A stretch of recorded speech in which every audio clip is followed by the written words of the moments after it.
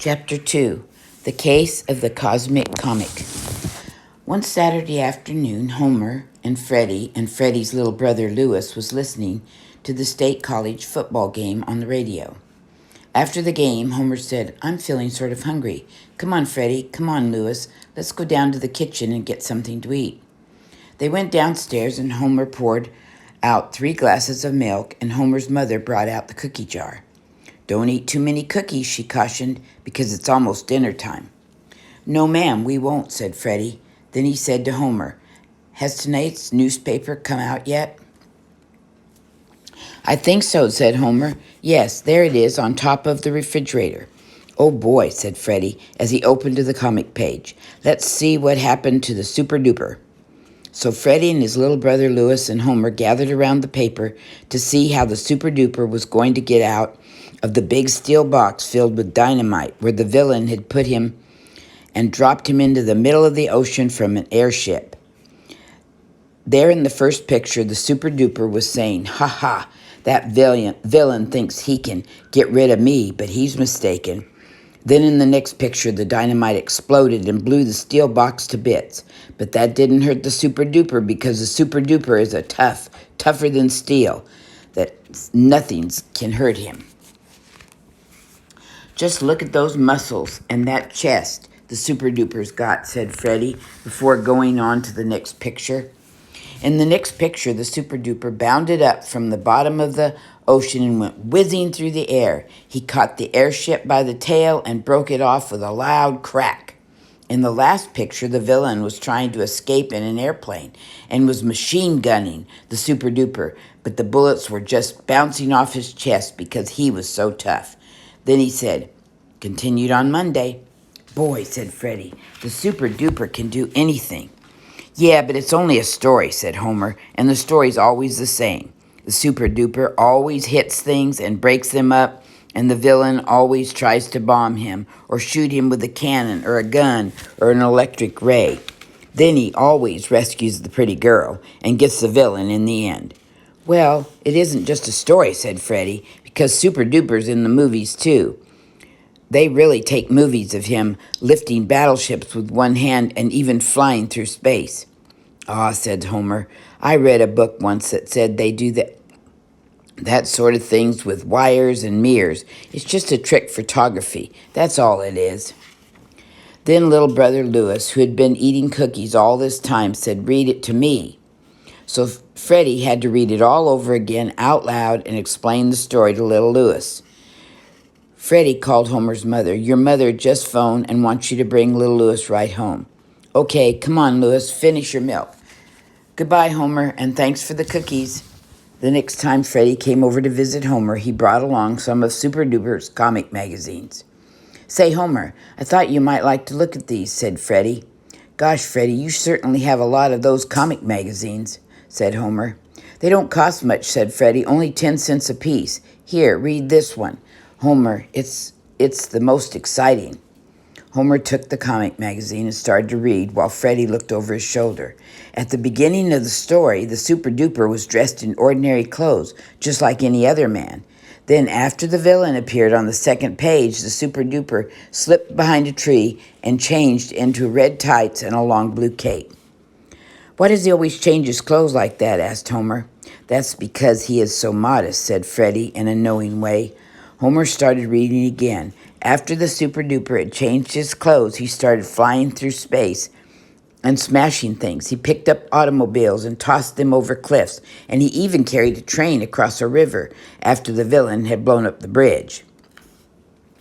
Then finally he saved the pretty girl from the horrible death and caught the villain, who turned out to be the very notorious criminal. "Gosh, Freddie, these Super Duper stories are all the same," said Homer. "No, they're not," said Freddie. "Sometimes the Super Duper smashes airships, and sometimes he smashes ocean liners. Then other times he just breaks up mountains.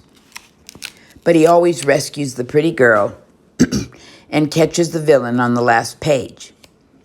"Of course," said Freddie. "That's to show that crime does not pay." "Shucks," said Homer. "Let's go pitch horseshoes." "Okay," said Freddie. Freddie won 2 games out of 3, and then he said, "Guess it's almost supper time. See you tomorrow, Homer." "Yep," Goodbye, Freddie, said Homer, and Freddie gathered up his comic magazines and went up the road home.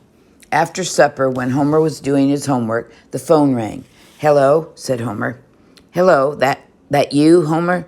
This is Freddie. Say, did you see in the paper tonight that there's going to be a super-duper movie over at the Cinderberg Theater next Saturday afternoon?" Before Homer could say, "No, I didn't," Freddie shouted, "And guess what? The super duper in person is going to be there. And Homer," Freddie went on, "Mother has a box from the mail order house over at the Cinderberg Railroad Station. So Dad said that little Louis and I can take the horse and wagon and drive to Cinderberg on Saturday. We can get the box and then go to the super duper. I thought you might like to come along." "Sure thing," said Homer. "Okay, we'll stop by for you," said Freddie. Goodbye, Homer. On Saturday, Freddie and little Louis drove up to Homer's house with old Lucy hitched to the wagon just as Homer was finishing his lunch. "I thought we'd better get an early start," said Freddie, "because it takes old Lucy about an hour to go as far as Cinderberg." "I'll be ready in just a second," said Homer. Then after Homer had climbed in, Freddie said, "Get up," to old Lucy, and they started off to the super duper in person. When they arrived in Cinderberg, the first thing they did was go to the station and load the box from the mail order house onto the back of the wagon. "Gosh, that's heavy," said Homer as he lifted it up. "Yeah," said Freddie, "but I bet you the super duper could lift it with one finger." "Maybe so," said Homer. "Let's stop over at Uncle Ulysses' lunchroom and get some donuts to eat at the movie." Freddie and little Louis both thought that was a good idea, so they drove old Lucy around to the lunchroom to get some donuts. Then Freddie and little Louis and Homer walked across the square to the movie. The Super Duper's super streamlined car was standing in front of the theater.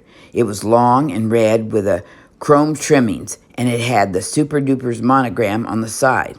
After they had admired the car, they bought 3 tickets and went inside.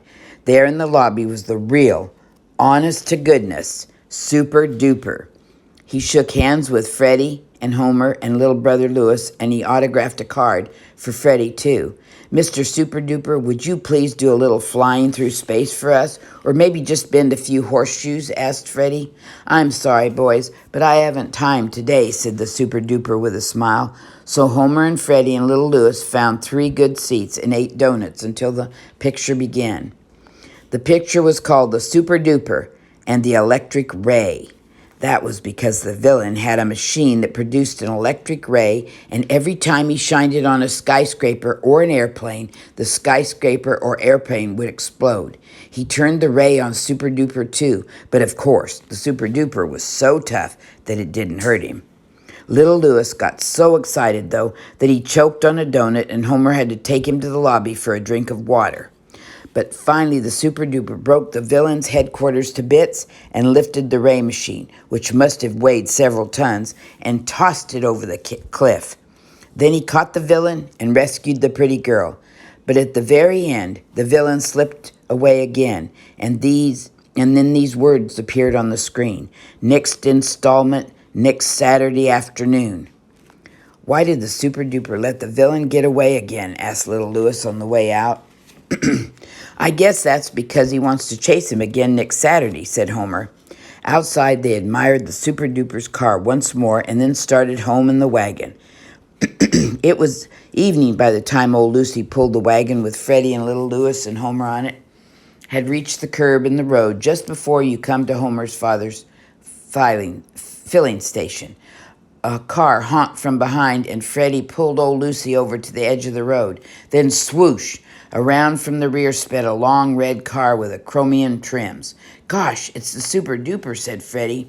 "Well, he shouldn't drive so fast around this curve," said Homer, sort of doubtful like.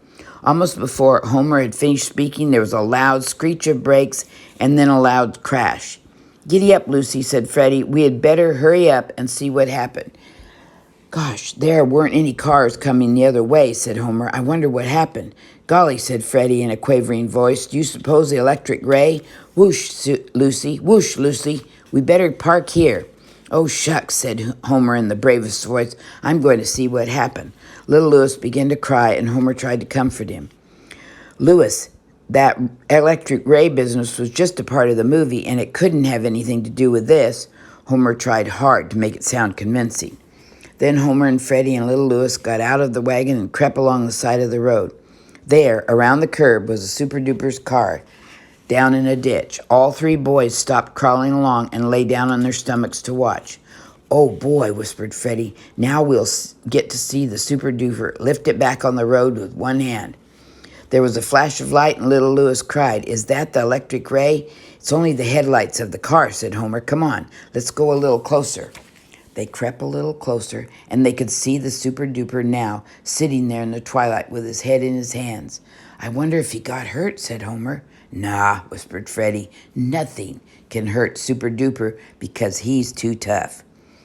"Well, if he isn't hurt, why doesn't he lift the car back on the road?" asked Homer. "Shh," said Freddie. "He's an awful modest fellow," so they waited and watched from the bushes. The Super Duper sighed a couple of times, and then he got up and started walking around his car.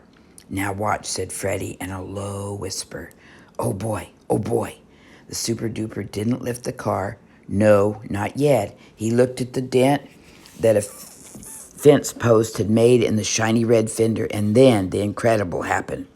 That colossal, gigantic Super Duper, that same Super Duper who defied the elements, who was so strong that he broke up battleships like toothpicks, who was so tough that cannonballs bounced off his chest, yes, who was tougher than steel, he stooped down and said, "Ouch!"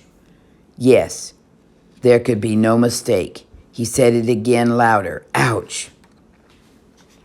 The great Super Duper had gotten himself caught on a barbed wire fence. "Well, well, for crying out loud," said Freddie. "What happened?" asked little Louis. "Did he get himself rayed by the villain?"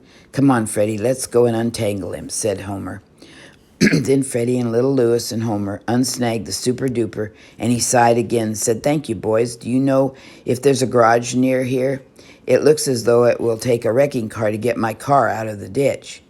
"Sure, my father has a garage down at the crossing," said Homer, "and we have a horse right up there on the road. We can pull your car out of the ditch," said Freddie. "Well, now, isn't that lucky?" said Super Duper with a smile. So they hitched old Lucy to the car, and she pulled, and everybody pushed until the car was back on the road. Little Louis sat with the Super Duper in his car, and Homer and Freddie rode on old Lucy's back while she towed the car towards Homer's father's filling station. "What happened, Mr. Super Duper? Did the villain ray you?" asked little Louis. "No," said the Super Duper, and he laughed when I drove around the curve. There was a skunk right in the middle of the road. I didn't want to hit him and get this new car all smelled up, so I went into the ditch. Ha, ha. When they had reached the filling station, they put some iodine on the scratches that the barbed wire had made on the Super Duper. He made faces just like anybody else when it was dabbed on. Then he ate a hamburger, and by the time Homer's father had the car fixed, except for the dent in the fender, before the Super Duper drove away, he thanked the boys and made them a present of a large stack of Super Duper comic books. After he'd gone, Homer and Freddie went back with old Lucy to get on the wagon. "Well, anyway, Freddie, we've got a complete set of Super Duper comic books," said Homer. "Yeah," said Freddie. Then he said, "Say, Homer, do me a favor, will you? And don't tell anybody about Super Duper and the barbed wire and the ditch and the iodine, especially Artie Bush.